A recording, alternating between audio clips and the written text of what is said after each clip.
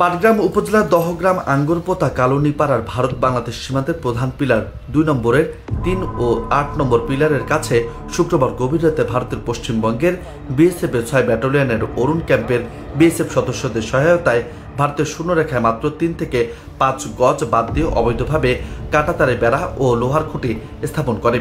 এই ঘটনার পরের দিন শনিবার সকালে বিজিবির পক্ষ থেকে কাজে বাধা দিলে চরম উত্তেজনার পর কাজ বন্ধ রাখতে বাধ্য হয় বিএসএফ।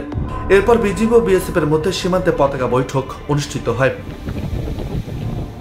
পতাকা বৈঠকের মধ্য দিয়ে বিজিবি ও বিএসএফ এর মধ্যে উত্তেজনা না থাকলেও গভীর রাতে কাঁটাতারে বেড়া নির্মাণ কেন্দ্র করে সাধারণ মানুষের মাঝে আতঙ্ক কাটছে না।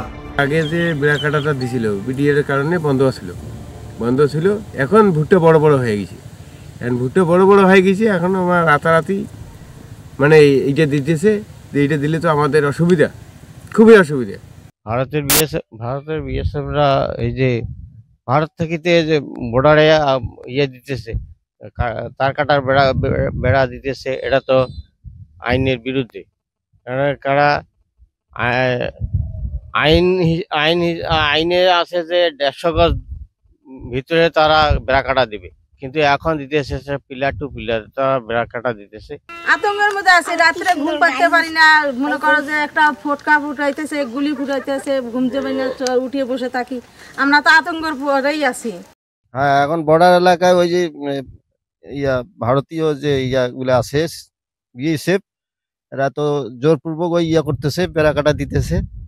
আমাদের বিডিআর, বাংলাদেশি বিডিআর এরা বাধা দিতেছে। এই জন্য একটু কথা হইতেছে, ফ্ল্যাগ মিটিংও হইতেছে, কোনো হইতেছে না। এর আগে 10 জানুয়ারি দহগ্রাম সীমান্তে শূন্যরেখা বরাবর কাঁটাতারে বেড়া নির্মাণ ও পরে সেখানে কাচের বোতল ঝোলানো নিয়ে সেখানে চরম উত্তেজনা শুরু হয়।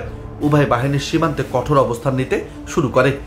বিজিবি বিএসএফ এর বৈঠকের পরও প্রতিশ্রুতি ভঙ্গ করে নতুন করে ভারতীয় কর্তৃপক্ষ আবারও কাঁটাতারে বেড়া ও লোহার খুঁটে স্থাপন করে শূন্যরেখার কাছাকাছি। কালকে রাত্রে বেলা দিছে বেড়া কাটা, তারপরে আমরা সকালবেলা দেখি যে বেড়া কাটা দিয়ে দিয়েছে, পরে সবাই জানাজানি হলো। আমরা দেখতেছি যে যেখানে বেড়া কাটা হয়ে গেলে আমাদের অনেক বিপদ আপদ হয়ে যায়, পাশে যাওয়াও যায় না।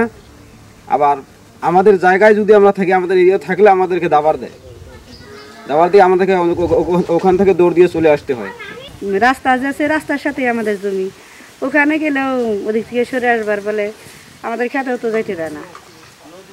হামকি দামকি করে কিছুদিন আগে আলু তুলে নিয়ে আসলাম, ওদিক যাইতেই দেয় না, সরাই দেয়, ওদিক থেকে সরে যান। এখানে কি হিন্দি দিয়ে ভাষা বলে, ওগুলো তো আমরা বুঝি না, আমরা সরে আসি। এ বিষয়ে পাটগ্রামে পানবাড়ি বিজিবি ক্যাম্পের কমান্ডার সুবেদার লুৎফর রহমান জানিয়েছেন, প্রতিশ্রুতি ভঙ্গ করে সীমান্তে আবারও স্থাপনা নির্মাণের বিষয় নিয়ে পতাকা বৈঠকে কঠোর প্রতিবাদ জানানো হয়েছে।